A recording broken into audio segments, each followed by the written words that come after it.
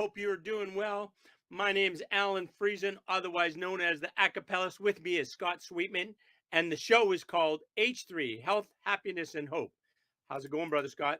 It's going good. Going good. Hopefully, we're going to have no technical problems. We both have our H3 backgrounds on. People can see us and hear us. Don't Exactly. jinx anything. Knock on wood. Exactly. Yes. Have you ever noticed nowadays that saying knock on wood? As a kid, it was simple. There was wood everywhere. But now it's pretty much plastic imitating wood, right? That's true. That's true. Yeah. It's not where wood is as readily available anymore. That is very true. I Yeah. wonder if there's like a government bureau or like a dictionary place that you can apply to update a saying to knock on plastic or something. Knock off us. Baby, baby. That sounds like a great project for you, Scott, to get Yeah. Cool. I'll plan some holidays for that and on. All get right. off of that. So tonight we have a really cool topic. I think it's something that again just fortuitous. Tonight's topic is social prescribing, and Yeah. you went to a talk about that recently, right? I did, yeah. It was on. It was in Coaldale on. Was it Wednesday or today's Thursday? It was on Tuesday, Mhm. and basically it was about uh, the core, as which is the about assisting people through the aging process and that kind of a thing. It was about men sheds, Mhm. and men sheds are basically where men get together and they work like shoulder to shoulder on something, right? And it's just basically a way for them to kind of connect, have conversations, do something meaningful, productive, that kind of thing. It was on maturepreneurs, so basically entrepreneurs kind of starting a new career, where you might consider retiring instead to start kind of a new career or a new business kind of a thing. And then it was also on social prescribing, which sort of encompasses all of those aspects. Like social prescribing is prescribing supports for somebody not medically related, but certainly uh, conducive and health, assisting with their health, right? Which would be like more social connection, more connection with nature, more contribution type thing, more, those kind of things, right? So, anyways, yeah, that's what the whole social prescribing thing is about. And now that you hear it, you see it everywhere, right? Like if you it seems to be pretty common. So, and were you familiar with it before you and I started talking Yeah, about it? no, I wasn't actually, and I looked it up, and basically the description you've given, well, not basically, the description you've given is spot on, of course. It's focused on addressing people's needs in a more holistic way. Most countries in the world are dealing with upside down population demographics, meaning that the people over 60 are a much larger group than ever before in the history of human demographics that we know of, anyway. And our systems are struggling to find ways to keep us healthier and engaged longer. It wasn't really a problem before, but it's certainly becoming a problem in most societies now. Yeah, exactly. Exactly. So, and it's great. I mean, to look at more than just drugs and treatments and surgeries and look at more what are the all the facets that contribute to our health and well-being kind of a thing, right? And how do we access those supports and how do we connect with others in order to like share whatever capacities we have or knowledge that we have that's of value in that regard, which kind of relates to our topic last week, right? When we were talking about the you know the informal type schools, right? The home type schools kind of a thing where you can really invite people in to learn anything that something of that they might not. And instead of it being just like you watch a YouTube video, sit down with somebody and have a cup of tea and talk about, hey, this is how I do this, and kind of look at it in a more informal information sharing way, but also as an experience that you're doing together, as opposed to just like watching and kind of consuming content, right? So yeah. Yeah, and it's interesting in social prescribing that of course, it starts generally with a doctor, nurse, social worker, etc. They refer an individual to an organization. We have some examples you're going to talk about in a minute. and they work closely with a person to tailor make a plan or a program for that person, and it goes through a link worker. Is that right? Yeah, correct. Yeah. Yeah. And the link worker is really key to this, and it has to be somebody that's keyed in not only to the the medical side or the psychological side of needs, or things that need to be addressed, but also the community at large, right? And that was one of the detractors. Of course, when we do these, I always look up the opposite view.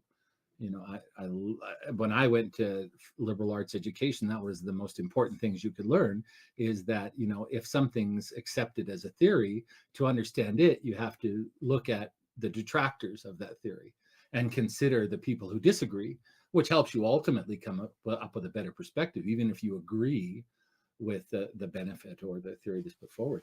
And so, the detractors of the social prescribing talk about how intensive it is in terms of resources in the community that are required. And Mm, these are often, these activities are volunteer organizations, and so they're talking about, well, is the care consistent? Is it measured, et cetera, et cetera?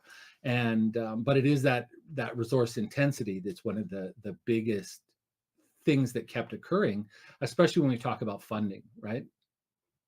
So, mhm. but at the end of the day, there's, and I think you hit it on the head exactly. If you look around you, it's pretty easy to see that people that have connections, people that are active, are healthier and happier, Mm, right? I mean, mhm. that's, you don't need a whole bunch of studies, although there are links, and I'll provide them in the show synopsis. But um, I, you're happier when you're engaged. Of course. Yeah, definitely, no question. And just the fact of being engaged, being connecting with other people, those kind of things, that's kind of what we're hardwired for, is connection.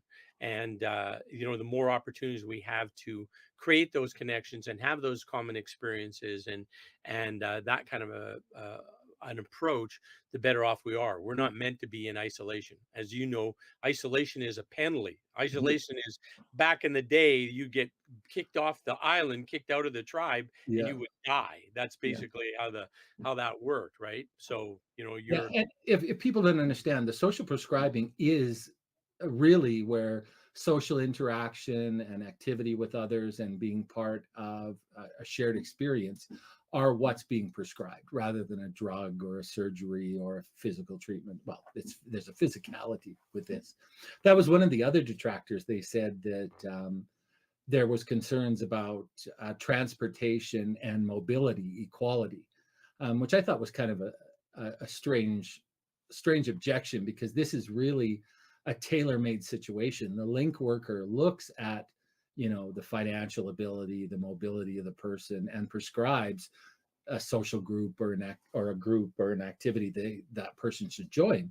So I didn't really see that transportation or mobility um, is a barrier to social prescribing as a benefit. I know with my wheelchair, I can't use the public transportation because my wheelchair is like an inch and a half too wide, but there are all alternatives to that, right? So if somebody was socially prescribing for me, I assume they would make, the link worker would take that into account. Is that how it would work? Oh, I believe so. But and I think it's more. I think the point that they're getting at is you do need. It isn't a a virtual experience. It's a real experience. So for people who don't drive a vehicle, as an example, they have to have, rely on public transportation, rely on that kind of thing. And that was actually the session on Tuesday, had a lot of communities, Vulcan and the Crow's Nest Pass being two, that had very, very affordable transportation type setups to allow people to get to connect for social reasons, recreational reasons, and for medical appointments, right? Because that's a huge barrier to somebody that, if you don't drive and you're in Lethbridge and you live on the north side, but the activities that are meaningful to you to participate in are on the west side, well, you don't go to them, is Yeah. basically what happens, right? Or it makes it way more challenging to go to them. Let's put it that way. So, Yeah, I have to coordinate, as you know, somebody to drive. I can drive, but then getting my wheelchair out and getting into wherever I'm going and things like that is difficult. But an interesting story that I looked at, I think it was yesterday, and there's a vote going on in, I think it's Calgary, about subsidized transportation. And there was millions of rides, 17 million rides in a year, I think, were subsidized on public transportation in Calgary. And we Mm, were talking about it in my house. And some people say that, that's not fair. People should be, paying their way. It's already subsidized, et cetera, et cetera. But Fleur mentioned she heard on CBC that there's a city, and she thinks it's in Alberta, although it's definitely in Canada, where the public transportation is completely free for everyone. oh, It's paid for out of the taxes and the public money that's collected, but it's considered, the city considers that, and apparently the voters who support the people that make those decisions or vote on it, that basic access to transportation shouldn't be dependent on having $2 or $3 or whatever in your pocket everywhere, anytime you want to go anywhere. And the benefits to the city of having people move freely in the city outweigh the cost. hmm, hmm. Interesting discussion, It maybe is. for the day. So social prescribing, enhanced physical health is another one that you touched on, that it is a real experience. It's not a virtual experience. You bet. Yeah, exactly. Yeah. And it doesn't have to be like the connection doesn't have to be, it can be, but it doesn't have to be for a specific productive purpose, right? Mhm. There was on the men shed type folks, sometimes they work on, you know, whatever, getting lawnmowers run in or woodcraft, that kind of thing. And sometimes it's just about drinking coffee and talking, Mhm. so that kind of a thing. So, and one of the things that the folks who are the big advocates for the men sheds were talking about, it's usually the women who make the men sheds happen. And usually because they want to get their husbands out from underfoot to go do something productive and not mope around the house, that kind of a thing, eh? So, which is interesting, right? That, and it makes sense, just getting out and being active and kind of having some conversations that way are of value, right, for everybody involved. So, Absolutely.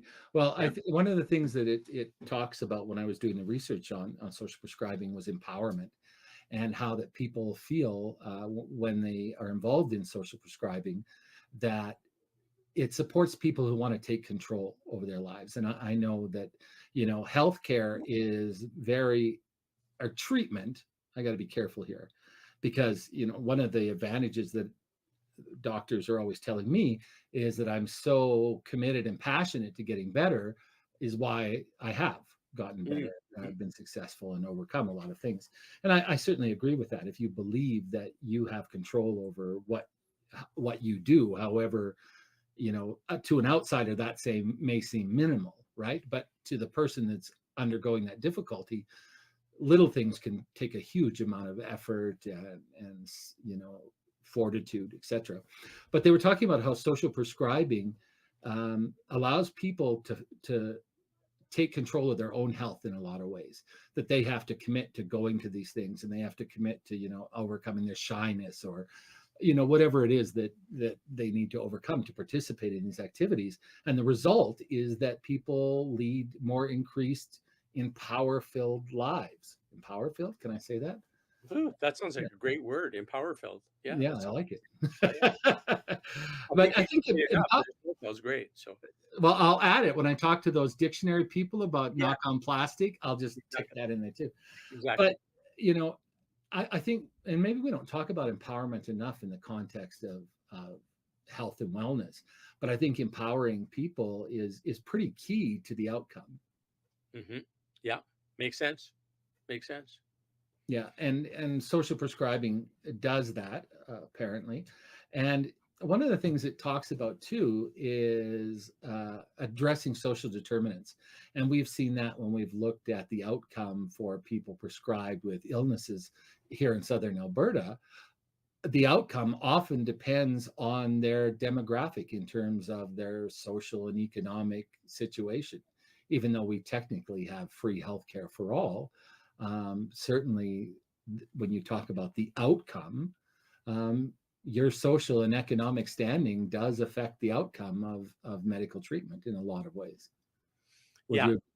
Oh yeah, like in the research is that income especially is one of the highest things regarding health outcomes, right? Is income in terms of your determinants of your health, right?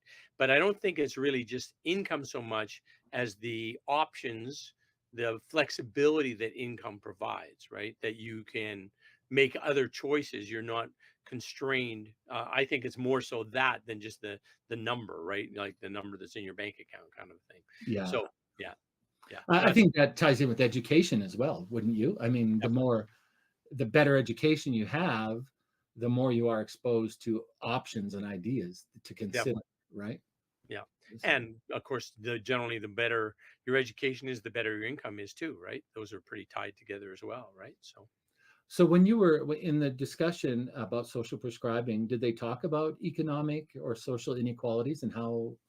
not very much really. I mean, just in terms of there's and I think we've had this conversation before as well, that the income, too low of income certainly is challenging to have to have an enjoyable life and to have all the experiences that would be good for a full and complete life. But the once you hit a first certain threshold, whatever that number is, after that, extra income beyond that really doesn't add anything much to the experience, right? Yeah, that's right. It's Yeah. like once at that level, then you're at enough level that you can afford the things that are important for you in navigating your life and enjoying your life fully.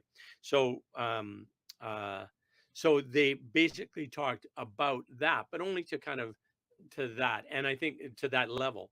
And I think a lot of it as well is you can kind of, if it's about creating options and those options can be provided from a volunteer network or another way, well then it's not really the income, it's the access to those options or those opportunities, right?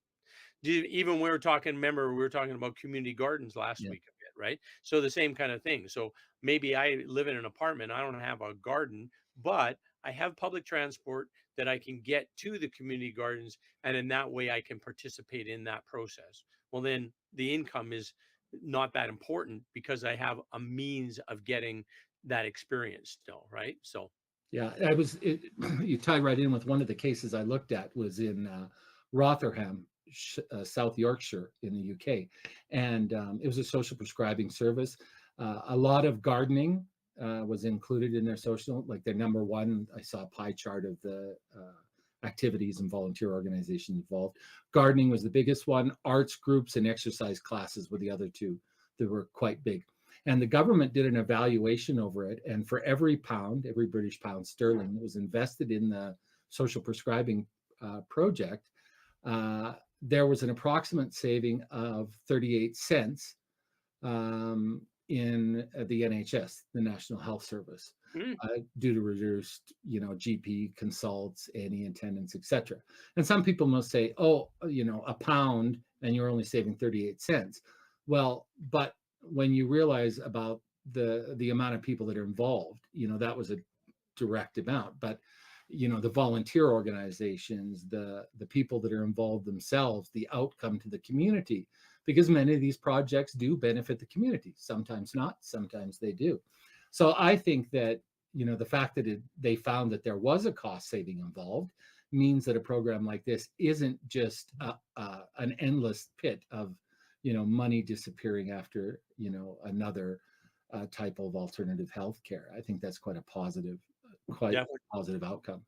When you're talking about social benefits kind of thing as well, in the case of the men sheds, one of them was where they would get bikes. They had approval to get bikes out of the dump, right, out of the landfill, Mhm. and then refurbish these bikes, right, and then redistribute those to schools where they were in underserved type of environment, kind of a thing. Couldn't afford bikes, perhaps their parents couldn't, Mhm. but here was a way that they could get bikes, right? And so, what a great social good that is in terms of allowing these kids the experience of having bicycles to get more freedom, more exercise, more movement, more enjoyment in life, right? So There's a great, and I think it's Netflix. I'm not a big open TV watcher, but and it's either New York or Chicago. I hope it's New York. because that's where I think it is. And they provide free musical instruments to elementary children. Wow. And the people that maintain and service them are all volunteers. And it's really interesting because it takes a lot of skill to maintain and repair musical instruments, reeds and strings and the structure. Sure. And they created a program where they're trying to mentor younger volunteers in the skills needed, because the people that are the traditional volunteers are disappearing because they're dying of old age and things. And they're worried that they're going to lose the benefit to the younger community of these free musical instruments and the benefit that provides to people in areas where maybe parents economically can't afford music classes, or certainly the equipment to do it, etc. And so this is an area where I could see a program like this being really great to get people more involved and back into helping out, sort of that knock on situation. Yeah. No, that's awesome. Yeah. When I was researching this too, there was, London, other places in Europe, Singapore Community Network, but Canada come up, Canada's Community Connects program as being, a leader in social prescribing and the positive benefits of that program. Have you heard of that program? No? I have not. Tell me more. Yeah, it's in Ontario. It's called the Community Connections Program. Focuses mostly on helping seniors and people with disabilities, as we were talking about. They sort of specialize in mobility issues or other special needs situations. And they connect people with local service organizations and other activities to reduce social isolation. The goal ultimately is to improve mental and physical condition, but it's been really successful in allowing participants to manage their own health and maintain independence. And that's really what's come out of this program. And, in Canada, that's one of the things that we talked about with the nice people from Seamless Care, right? Seamless care. Yeah. Yeah. And how, staying in your own home, staying in your own community is so important, because I know I was talking to somebody recently here in Lethbridge, and they were saying that, if seniors are moved into a home, that often it's first outside of Lethbridge. It's no longer in this community, and then eventually they may get moved back into Lethbridge, but the initial move is outside of their own community. And even though they're getting great care, that isolation from the community they know has detrimental effects. Have you heard Mm. anything on that? Well, I know that they basically kind of have sort of a triage type thing in terms of if you need care and if the closest bed away is 50 kilometers, that's where you're going, kind of a thing, right? Mhm. To make sure that their physical needs get met, but Absolutely. and obviously it compromises their emotional needs in some respects if it's away from their network of people, of connections they would normally enjoy, right? So But don't you think that this program, the Community Connects in Canada, the other ones we're talking about, and lots of our other shows, that we're really finding out that your mental and psychological state affects your physical state so much that it's really detrimental to separate the two? I know in a triage it has to be that way, right? Like yeah, obviously, and physical needs tend to be more immediate in the short term. I mean, psychological or emotional needs tend to take longer to manifest in general, I think. sure, yeah, So, yeah, but I think we're making headway. Again, it just comes down to, what resources are available and what beds. So, helping people stay in the community has to be a goal of modern, um, cities, countries, to keep people in their home, in their community, as long as possible. Not only is it important for the health of the individual and their family and their community, but financially, most countries could never afford to institutionalize or hospitalize the senior population that's just around the corner in yeah, terms of demographics. yeah. Very true, very true. So Yeah, I think it's very timely that we're seeing an increase in programs like social prescribing. yeah, and looking at people in a more holistic lens of the whole person type of an approach, right? That is not just this person is whatever. This person's a diabetic. So this is what a diabetic gets, right? Mhm. They're more than a diabetic. They're a person who has diabetes, but, they still need the same things we all do in terms of, connection and opportunities in that regard, right? So, That's a really good point. And I think that it's interesting that if we look at traditional medicines, that was always more the approach, right? Treating the individual as a whole organism, where the environment around them, what they ate, what they experienced, what they were breathing in, had direct effects on their health. And then we sort of went away to that, where we were very specific in what we were treating. We had drugs to treat very specific symptoms or very specific conditions, but we seem to be moving back to that more holistic approach. Would you think that's fair to say? I think so. Yeah, I think so. Yeah. Yeah. I mean, part of it is too, I think, like if you look of health in from like maybe even certainly decades, but maybe centuries before, it Mm, was a lot more all inclusive kind of a thing, right? right. Whereas then as specialties arose, right, then it was, well, you only look at this part, right? This is the tumor, and this is how we manage this tumor, in isolation of everything else around that person, because the oncologist had like one thing. This is their focus, is only on this, right? And yeah, so I think that coming back around to kind of have this holistic view, this more whole person approach, and what's going to help in all facets, not just in this one facet of the person's health, kind of a thing, right? So, That's really interesting. I was speaking the last time I went to see my GP, my family doctor. I'm still lucky enough to have a family doctor. He said one of the things that he's very concerned about is that young medical students are all being told to specialize. That's where the money is, that's where the respect is, that's where the glory is. And he said it's really unglamorous being a GP, dealing with runny noses and fevers and those sorts of general practices.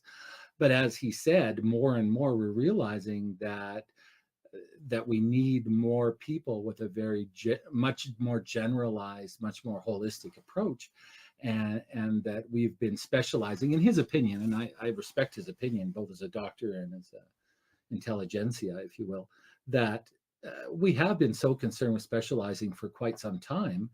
That thought economy where that specialization was really the key to prosperity and job security. I think we've moved past that, or we're certainly on the cusp of moving past that. mhm. and and good news that we are, right? Yes, I Yeah, would agree. Yeah, yeah. because I think I know, and I've had some great specialists, but your family doctor, your GP, and even since I moved in the city, or even when we were in Nagoya with 2.5 million people, a doctor who knows you, or any type of professional that knows your history, knows your family, they can catch a lot of things that would be missed by somebody that has a, and I'm not saying, of course, there's a place for specialists, but that when a doctor knows your parents, and he knows your kids, and he knows your story and your history, they're much more likely to connect the dots, if you will, of information that leads to a cure or a treatment that ultimately is better for the patient, the organism, if you will, than that sort of specialized. Which my experience with specialists is they often result in fairly invasive treatment. Mm, Often it's a specialist that refers to a very particular type of surgery, or a very particular drug treatment or chemotherapy, and they're often, I don't want to make it sound negative, but they often are much more invasive than a more generalistic approach to treating it. sure. Yeah, yeah, makes sense. Yeah. So we talk a lot on the show about how people can access these things. And you emailed me. We don't have a lot of time left, but you emailed me a really great little brochure about some. Where was that from? Was it from Vulcan? Yes, yeah, that was from Vulcan. Yeah. Yeah. Yeah, and that was just basically going and social prescribing, and in their case, they had like a really solid community team to kind of support this, and got really good support from the medical community in that area, because sometimes social prescribing comes more from the social services side. In Yeah. this case, it was driven more by the medical community there really saw the value in it and was very much supporting it, right? Just like seen or heard before where a doctor, a medical doctor will prescribe like tree bathing, right? Like where Yeah. you go out in the forest and you kind of you Yeah. get the those ions happening and you get the recharge from the earth and all that kind of a thing, right? So yeah. Yeah, when we were kids, the doctor would prescribe a sun bath. He Ah, would, yes. like tell the parents, he's like, let him run around naked for a while out there in the sun, and and it was a, I don't remember it because I was like 2 or 3, but it was pretty common for that type of prescription to get the vitamin D up, get the fresh air, those types of I things. can tell you one thing. You know what? My neighbors are not very appreciative of that approach. Yeah, we Never live very close up here. My neighbors would be on the hotline to the police. In that respect, yours might be more appreciative than mine. But if somebody wanted to learn more about social prescription, do you have a local contact that we could direct them towards, or should I look it up and add a link in after? Why don't you look it up and add a link? So Okay, that'd be good. I'll Yeah. do that. Yeah, but it's definitely something you can talk to your medical practitioner. They'll know what you're talking about. Social services is really involved in this in a lot of areas, a lot of communities. Um, I know religious groups also support this in many areas and are participants in social prescribing as outreach, not necessarily as you have to be part of their congregation, but in terms of there are other activities, sports or picnics or things, and they're very open to having participants. And so there's a lot of opportunities if people want to find out more or get involved. So many different ways, right? I mean, it could be just getting out for a walk in nature. It could be the community gardens. It could be playing cards together. It could be singing songs together. It could be, volunteering together to make something better in your community, right? There's so many different ways that it'd be possible to access the benefits for you and for your fellow participants and our community in general, right? Yeah. Oh, well said. A great way to close things up. And I'll just add to that, we've been doing H3. It was called other things along the way. But one of the things that I've really learned through our discussion and our guests and the research is that it's a great time to be getting older. There's a lot of people really scared about, our economy and, healthcare, and a lot of scary stories in the news. I think the news's job is to scare the bejesus out of us at least twice a day. That maybe is a mandate. I'm not sure. But the truth is that there are more opportunities for caring, support, further education, health. Just, I think that we live in a fantastic time to be getting older. And, we're living longer, but we also have more people that are focused on helping us stay healthy, helping us stay engaged, and really making our societies a better place to live, whatever age you're at. Well said, sir. Well said. Well, thank you, Alan. We're done a little bit over time as usual, but from my very good friend and a great person, Allan Friesen, the acapellist, and myself, Scot Sweetman. Thanks for joining us tonight. Get him, Matson. Keep well. See you next week, everyone.